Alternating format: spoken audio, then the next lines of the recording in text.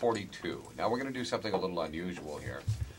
We have some special guests, particularly Christian Cadieux from the Crime and Trauma Scene Cleaners. Hey, Christian. Hello, John. You and I are going to talk. Patrick over there is going to do the operating as usual. Yeah. Here we go. Billy and Ryan will be showing Brokeback Mountain in a room just down the hall, because that's more to their taste. Okay. And they just find this stuff a little offensive. So Not offensive, queasy. okay, go. Queasy, I'll go with. Yeah, no. It can be over the top at times. Yep. Sure. Yeah, there's nothing wrong with that. You're Winston Wolfe. You're the cleaner. I am Winston Wolfe. I'm here to solve problems. And you do solve problems. Okay, so the first question that many people have asked me when we said you were coming on is, how do you get into a business like this? You clean up crime scenes, some pretty nasty. Absolutely. How'd you do it? Well, just to talk a little more on that. Not just crime scenes, trauma scenes as well, involving human decomposition, accidents, and whatnot. But essentially, how I got into this industry was while I was living in the United States. Just a combination of work experience with hazardous materials such as radiation decontamination, airborne pathogens, bloodborne pathogens, experience with asbestos removal. Billy's moving away from me right here. I'm not toxic, I can assure you. Okay. Do you have to get tested for the toxins? On occasion, yeah, absolutely. I mean, we certainly have, everyone goes through a physical at least minimum once a year. But there's a lot that's involved in getting involved with this, and not just the training, but a lot has to do with the psychological aspect. Everything's part and parcel. Separating yourself from what we do at work is extremely important. If there's been a tragedy, especially when children are involved. And I'll tell you what, that is the only one I think most people would have a very difficult time with. We're joking about this. Anything to do with kids is obviously a different story altogether. Sure. That's got to be tough. It's extremely tough, and a huge part of this as well, with myself and my crew, what we do is we need to decompress after a job. Often at times, I take everybody out after a job for one drink, and we talk about it. And I'm a firm believer that nobody should keep this bottled up, and we should all have to discuss what we've seen or what has transpired, or in order for us to deal with it. So no one on my crew or no one in my company goes postal. Yeah, no, you don't need that for sure. I guess it's overlooked when you think about it. I mean, CSI, one of the biggest shows on TV, with all its various permutations. Now you've got shows like Law and Order that don't necessarily get graphic, but we're talking dead bodies, and very few people, I guess, would have actually seen one in real life. And I guess we forget that after the police go in and do their job, whether it ends up being an accident or a homicide or suicide or whatever the case may be, somebody has to go in and clean it up. Absolutely, absolutely, and not just that. People should not be expected. God forbid a family loses their child to a suicide. That family should not be expected to go in there and clean up the mess. I mean, that's just horrific. I mean, it's a tragedy that this has happened, but let alone they should never be expected to go in there and take care of this mess. I mean, we're all trained in proper decontamination procedures. We provide everything from disinfection to deodorizing to the cleanup to it's a little more than Molly made, just to everybody out there. I mean, it's it's a lot of people. Yeah. A lot of people are under the impression that we're just your basic residential cleaners. It's far more than that, far more in depth. And having a strong stomach and being of the utmost lucid level is extremely important as well. So no drinking before work. John mentioned, Christian, the CSI and those kind of shows, that they tend to make these things somewhat romantic, and so an awful lot of people go, that's something I'd like to do. But I'm guessing, and correct me if I'm wrong, that romanticism would come out of it if it was smell-o-vision. I'm thinking the one thing we don't see in all this stuff is how this stuff smells, and that's got to be gruesome. You're absolutely right, Bill. Just to talk a little more on that, as far as CSI is concerned, and all the Hollywood shows, I mean, it's great for publicity. It brings a lot of public awareness to my industry. But the fact of the matter is that Hollywood sensationalizes everything. What we do is the absolute worst job known to humanity, and I challenge anyone to call me up and tell me they have a worse job. I mean, everything from picking up human intestines to feces to bodily fluids. I mean, if you can think of anything that's worse than that, then certainly call me up. I'd be very much interested in talking to you. The end, I guess, particularly the traumatic end of a human life, and the period shortly after that, there's some pretty gruesome stuff that happens to the body, correct? Yeah. There's, Unfortunately, the world we live in is it's not the nicest place. At one point in my life, I certainly believed in that evil was a theory, and I can only assure you that after being in this industry for approximately 5 years, evil is no longer theory. It's a reality. You see things that are that disgusting, do you? We see things graphic, non-graphic. I mean, yeah, we see a lot of things that would really question the human level and the humanity in itself. I mean, from example, some cases, some really bizarre cases that I worked on certain job sites down in the United States. Just to give you a general idea, it was very similar to the Amityville massacre down in Texas, not too far away from Tyler. While I was residing there at one point, there was an individual who, a young lady who had come into some money. She won a lottery ticket, and she went home and was extremely ecstatic, I guess, and told everyone that she had come into a huge sum of money.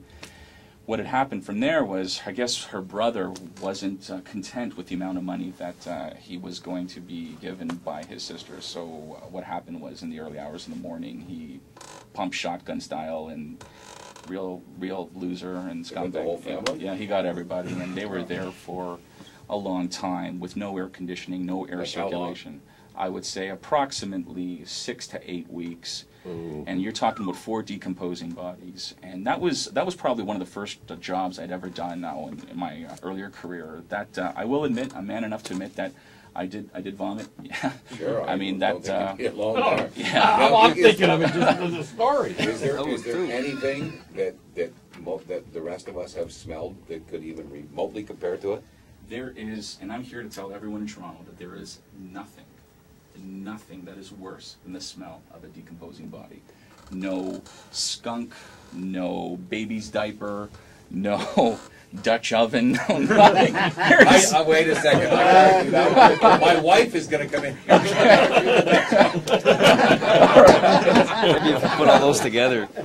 Yeah, what's the machine you brought with you? She's got one of those. Oh, this is just to show you a little bit of our equipment here. This is a Thermal Gen Junior. This is a petroleum-based deodorizing machine. It's looks like it's from Ghostbusters. Yeah, it certainly does. It's extremely effective. We use it for deodorizing everything from ethnic cooking. If it's I told you no more men in the house. I tell you, Christian, get over here. Not when I had a mouthful of coffee.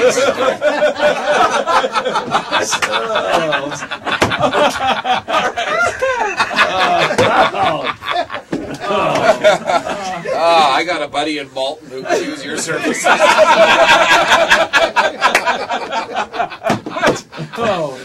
Okay, so it does work on ethnic cooking. It works on ethnic cooking when it's permeated the physical structure of an apartment or a condominium to a house that's recently been skunked, to the end-all, be-all, top of the food chain, the human decomp smell, and that's extremely effective. We have different techniques that we use, from this particular thermal generator here, this thermal deodorizing machine, to ultra-low volume fogging machines, to ozone generators. I have thousands upon thousands of dollars worth of equipment that I've invested in this particular industry. And now, is business good? Business is good. Really? So there's no shortage of work? There's no shortage of work. How many jobs can you do? Because you mentioned the psychological impact of these things, and you got to kind of get yourself re-energized. Mm-hmm. Can you work every day? Is it once a week? How often do you do it? Well, if business certainly was Monday to Friday, 9 to 5, I think this would not be Toronto. This would be Los Angeles. But we're averaging approximately 2 to 3 jobs a week, and those jobs could be anywhere from 8 hours to upwards of 40 or 60 hours, depending on the circumstances and everything that is involved.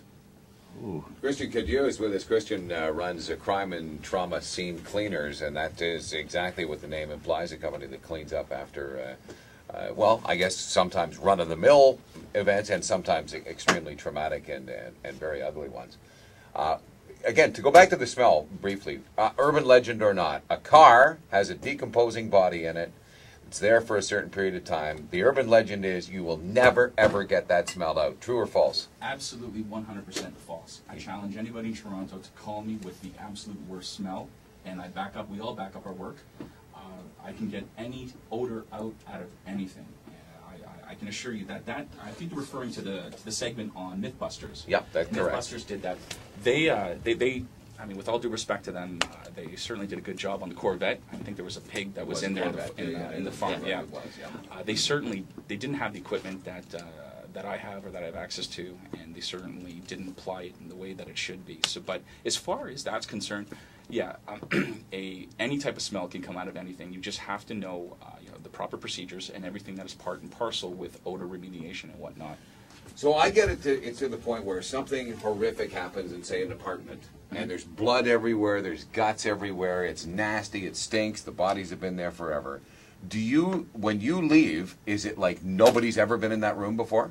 Absolutely. What we do is, as over the top, and as this may sound, but we erase the traces, we erase the footsteps of the angel of death. There is no way that you can tell that we were there. We erase any trace of DNA. In fact, I have a DNA eraser here. Nice, I could use that. Yeah, just don't tell Tony Soprano. By morning. I had a paternity suit I could A little dabble, do ya? So you go. So when you're done, you can actually erase all the DNA, everything. We can erase any trace of DNA. After we are finished, there is no way in God's green earth that you can tell that we were there. It's like it never happened. What about the cost? Obviously, somebody's got to pay for this. And again, as Bill said, the sort of the romantic nature. We see it on TV, and it's all great. Everybody does their job. They catch the killer. Everybody moves on. But one thing that you wouldn't think of automatically is, okay, this is going to cost money. You have all this high-tech equipment, whether it be an apartment or a house, and to put it back into that pristine condition, somebody's got to foot the bill here. Of course. And what normally happens under normal circumstances after there's been a tragedy, whether it being crime or trauma, whichever the case may be, property management, that being either the superintendent, property manager, or landlord, homeowner, they incur the cost to us, and then they would hence submit the bill to their insurance company for compensation. The majority of our services are covered through insurance companies. Some insurance companies may not cover our services. I have yet to encounter that. But for the most part, depending on what name perils your policy has, if you have all-inclusive, then certainly it's covered. But property management, for the most part, whether it being an apartment building or a condominium, they do have an obligation by law to cover and incur these types of expenses. And in a case where it's an apartment, or particularly an apartment, they want to be able to rent it out. The last thing they want is any evidence that something awful happened in there. Absolutely, and we're certainly in the process right now with certain lobbyists in order to make this particular channel of trade licensed here in the province of Ontario. The state of New York, actually New York has just recently licensed it, as well as the state of California, where you require a specific certification by that particular state in order to practice and execute these types of services.